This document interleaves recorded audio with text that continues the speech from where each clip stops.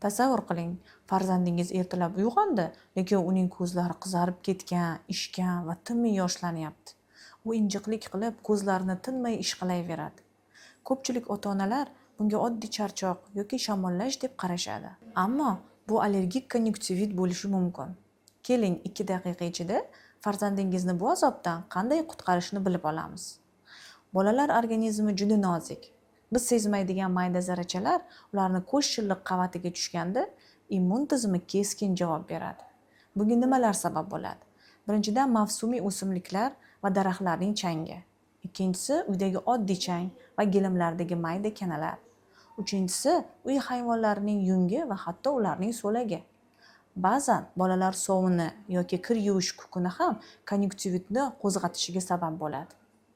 Oddiy infeksiyadan allergiyani qanday ajratish mumkin? Allergik konyuktivitda odatda ikkala ko'z ham birdaniga zararlanadi.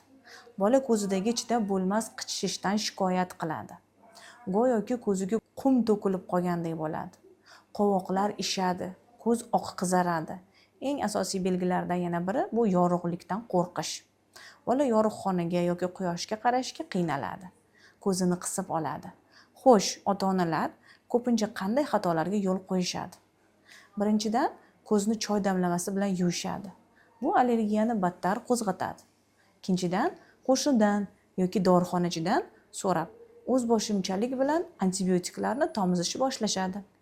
Esingizda bo'lsin, antibiotik allergiyaga qarshi mutlaqo ta'sir qilmaydi.